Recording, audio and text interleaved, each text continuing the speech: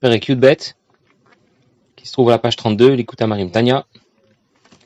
Et avec ce Perek Yudbet, nous rentrons, on va dire, dans le vif du sujet. Tanya est appelé Sefer Shel Benonim, comme nous avons déjà vu dans la première page. Nikra Sefer Shel Benonim. C'est-à-dire que nous sommes enfin arrivés à l'objectif que nous voulions atteindre. Tous les prakim, tout ce que nous avons dit, toutes les informations qui nous ont été données jusqu'au Perek Yud Aleph inclus, n'étaient que pour nous préparer à enfin pouvoir nous expliquer ce qu'est un Benoni et comment devenir un Benoni. Pour cela que l'ensemble du Sefer s'appelle ici Sefer Shel Benonim. Il y avait, comme j'ai déjà raconté une autre fois, un Sefer Shel Tzadikim, un Sefer des Tzadikim, mais qui a été brûlé. Il y avait à l'époque beaucoup d'incendies qui n'étaient pas facilement maîtrisés. Et le livre a brûlé, ça voulait dire que le monde n'était pas un kli, n'était pas un réceptacle adéquat. Devenir des tzadikim, c'était peut-être pas trop à notre portée. Mais devenir un Benoni, c'est oui à notre portée. Et c'est pour cela que nous avons la possibilité d'étudier Sefer Shel Benonim. C'est ce que nous voulions savoir. Alors, juste pour en dire quelques mots avant que nous commencions, j'avais déjà un peu anticipé sur le sujet un des derniers shiurim. Faire la différence de façon très simple entre le tzaddik, le Benoni et le Racha. Il faut considérer qu'il y a notre position à l'intérieur et notre position à l'extérieur. À l'intérieur, c'est le sechel, les midot, de quoi nous sommes constitués. Un nefesh halokit, un nefesh habamit, qui a pris le dessus. Et puis il y a ce qui se passe à l'extérieur, en pensée, en parole, en action. Quel est le résultat de cette opposition entre le nefesh halokit et le nefesh habamit? Nous avions déjà expliqué dans le Perek Yud qu'un tzaddik, c'est celui qui a à la fois le contrôle à l'intérieur et à l'extérieur. C'est-à-dire que son nefesh halokit a pris le dessus sur son nefesh habamit. Pas seulement sur les vêtements de l'âme, que sont marshava, dibur et maaseh, la pensée, la parole et l'action, mais même sur les korchot pnimim, sur ses facultés profondes, le sechel et les midot, l'intellect et les sentiments. Le Racha, nous avons vu dans le Perek précédent, c'est tout le contraire. Lui, il a à la fois perdu le contrôle à l'intérieur et à l'extérieur. Non seulement ses korchot pnimim, son sechel, son regesh, son intellect et ses sentiments sont maintenant dominés par le nefesh habamit, par l'âme animale, mais ça s'exprime même, le marshava, dibur et maaseh, au niveau des vêtements de l'âme, en pensée, en parole et en action. Le Benoni, c'est celui qui est entre les deux, on l'appelle le moyen, mais nous avons déjà expliqué que ce n'était pas le moyen, ça ne voulait pas dire moitié mitzvot, moitié averot, comme nous avons déjà expliqué dans le Perek Aleph. Le Benoni, dans la définition que nous donne ici le Tanya, l'Admor Hazaken, c'est qu'à l'intérieur, il ressemble au Racha. Il est Racha, comme nous allons dire un peu plus tard. Mais à l'extérieur, il ressemble au tzaddik. À l'intérieur, il ressemble au Racha, ça veut dire que il n'a pas pris le contrôle total de son nefesh habamit. Mais à l'extérieur, il ressemble au tzaddik, parce qu'en ce qui concerne ses pensées, ses paroles et ses actions, alors il a effectivement le contrôle, et il sait dominer ses pensées, ses paroles et ses actions, les orienter dans la bonne direction. Voilà pour un plan global, un point de vue général des différentes notions dont nous allons parler, dont nous avons déjà parlé, que nous allons aborder avec le Benoni aujourd'hui. En tout cas, il nous reste encore bien sûr beaucoup de choses à dire, mais ça nous permet déjà d'avoir une petite idée de la façon dont on peut comprendre le Benoni. Si je le photographie à l'extérieur, je vais voir que tout est très bien, comme un tzaddik. Mais si je le photographie à l'intérieur, je vais apercevoir que tout va mal, comme le Racha. La différence entre le tzaddik et le Racha, c'est que le tzaddik, pour lui, c'est même pas envisageable de commettre une faute. Pour le Racha, c'est envisageable et ça peut lui arriver. Notre Benoni, pour lui, c'est pas non plus envisageable. Donc il ressemble en cela à notre tzaddik. C'est pas envisageable, mais il est tout de même possible que ça lui arrive. Ça veut dire c'est moufrach, c'est impossible, mais qui sait? Peut-être un jour, les choses vont changer. Qui sait ce que sera demain, etc. Donc, il ressemble au tzaddik, mais il est à mi-chemin, on a compris, entre le tzaddik et le Racha. Pas seulement dans l'expression du mal qui est en lui, mais surtout, et c'est là la définition que nous donne le Tanya, au niveau de ce qui se passe à l'intérieur de lui. Alors, je commence dans les mots. La Benoni, le Benoni, c'est celui. Chez le Olam enara gover kolkar. Vous voyez ce que dit l'Admor Hazaken. Le mal ne domine pas tellement. Ça veut dire quoi, il domine pas tellement? Le mal est fort, et à l'intérieur, il y a une lutte terrible entre le bien et le mal. Mais il ne domine pas tant que ça veut dire quoi? Pas suffisamment pour prendre le contrôle des marshava d'imour et maaseh, des vêtements de l'âme que sont la pensée, la parole et l'action. C'est ça qui dit, Enara gover kolkar. Ce n'est pas comme pour le rachat. Pour le rachat, le rat était gover kolkar. Il était effectivement suffisamment fort pour prendre le contrôle, parfois des pensées, parfois des paroles, parfois des actions, pour mal penser, mal parler, mal se comporter, les trois à la fois, à un rythme plus ou moins soutenu. Chez le Benoni, le mal à l'intérieur est fort, mais pas suffisamment pour prendre le contrôle de Marshava Dibur et Maaseh. Kolkar Virvosh et Ayir Ktana, pour dominer la petite ville, puisque nous avions comparé l'opposition entre le Nefesh Elokit et le Nefesh Abamit pour prendre le contrôle du corps, à deux rois qui s'opposaient pour prendre le contrôle d'une ville. Les Itlabesh Begouf, les Artio. Pour pouvoir s'habiller, ça veut dire maîtriser, contrôler le corps et le faire fauter. Dainu, c'est-à-dire que le mal qui est à l'intérieur de notre Benoni n'est pas suffisamment puissant d'aïnou pour prendre le contrôle des Shloshet Levusha Nefesh Abamit, des trois vêtements de l'âme Shem Marshava Dibur ou Maaseh, que sont la pensée, la parole et l'action, Shemitzadak Klipa, qui appartiennent aux Klipot, ceux du Nefesh Abamit appartiennent à Klipat Noga, comme nous avons déjà beaucoup parlé. Ein Govrim Bo al Nefesh Elokit Litlabesh Begouf, mais ils ne vont pas dominer, prendre le contrôle du Nefesh Elokit qui lui aussi est investi dans le corps, Moar, Bepe ou Sheramach Evarim, que ce soit dans son esprit, ça veut dire dans ses marchavot, dans ses pensées. Bépé dans sa bouche, ça veut dire dans sa parole. Sharamach Evarim dans les autres membres du corps. Et regardez ce que dit l'Admor Zaken. L'air tiam ultamam chaz shalom. Pour les faire fauter ou les rendre impurs chaz shalom. C'est-à-dire qu'à aucun moment notre Benoni ne va soit penser, parler ou faire quelque chose qui serait une faute, soit penser, parler ou faire quelque chose qui serait impur. Quelle est la différence? Si nous n'avions pas appris les prakim précédents, on n'aurait pas su. On aurait dit les artiam, ultamam. Bon, la même chose. Les artiam, les faire fauter, les tamam, les rendre impurs, c'est plus ou moins la même chose. Mais maintenant que nous avons appris dans les prakim précédents qu'il y a une différence entre quelqu'un qui va, pour reprendre l'exemple classique de l'alimentation, quelqu'un qui va manger les shem tava juste pour le plaisir, ou qui va parler les shem tava juste pour le plaisir, ou qui va faire des études les shem tava juste pour avoir une place prestigieuse dans la société, pour être respecté, avoir beaucoup d'argent et pouvoir le dépenser.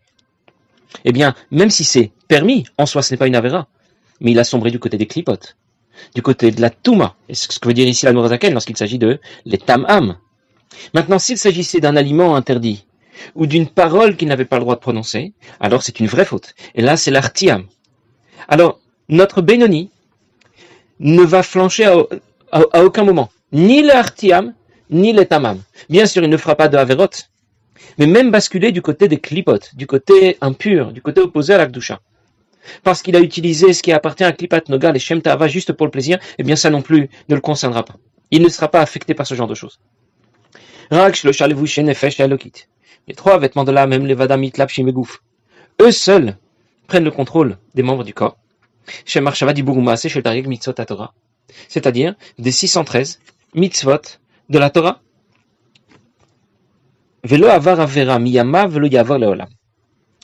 L'élément qui définit notre Benoni ici est très fort. Il s'agit de quelqu'un qui n'a jamais commis de faute et qui n'en commettra jamais. Alors, si on lit cela en première lecture, on dit, bon, déjà, je ne suis pas concerné, et même si quelqu'un va dire qu'il est concerné, qui sait de quoi sera fait demain? C'est écrit, Altamin batzmach ad yom motar. Tu ne dois pas te faire confiance jusqu'au jour de ta mort. Tu ne sais pas ce que tu vas devenir. Peut-être qu'un jour, tu vas changer d'avis et tu vas changer de direction. Donc, on a envie de dire, bon, c'est la définition du Benoni ici a l'air tellement théorique. C'est quelqu'un qui aurait jamais commis de faute. Tu en connais beaucoup des comme ça. Le Yavar Leolam est quelqu'un qui serait capable de dire qu'il ne commettra aucune faute. On en connaît encore moins. Alors, je vais juste terminer la phrase et reprendre. À aucun moment de sa vie, on ne pourra l'appeler Racha, c'est-à-dire quelqu'un qui aurait perdu le contrôle des Lvushim de la Neshama, des pensées, paroles et actions de la Neshama, le Marshava Dibur et Maaseh. Bon.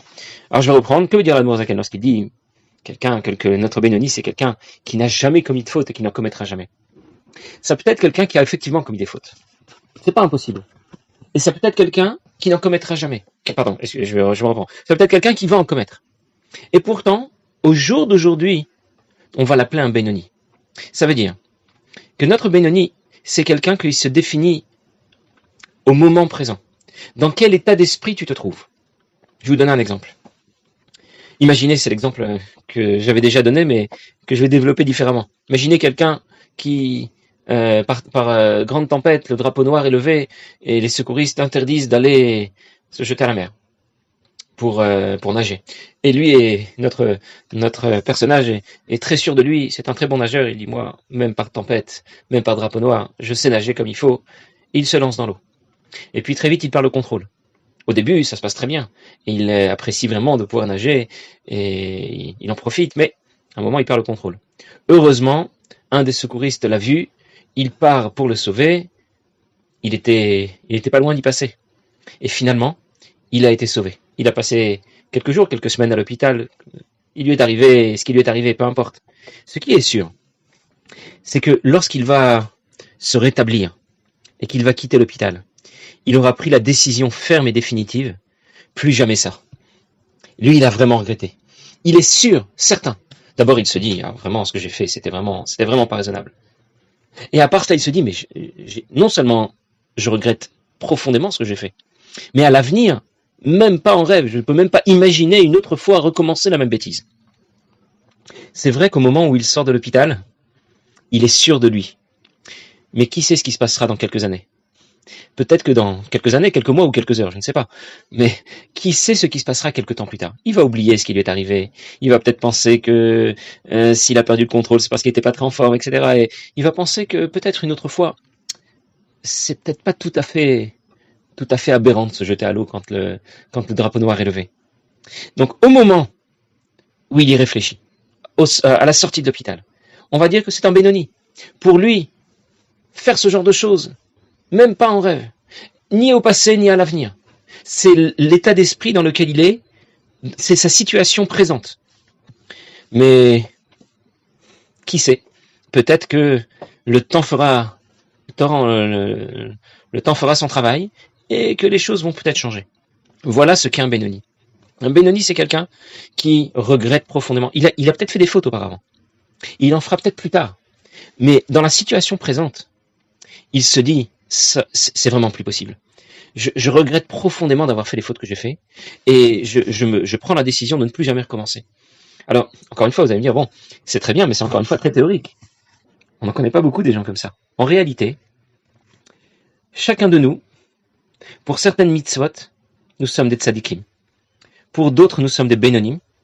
Et pour d'autres, nous sommes des rechaim. Il y a certaines mitzvot pour lesquelles nous allons dire, ça c'est vraiment moufrach le gamré. Ça veut dire comme un tzadik. C'est même pas, ce n'est même pas une éventualité.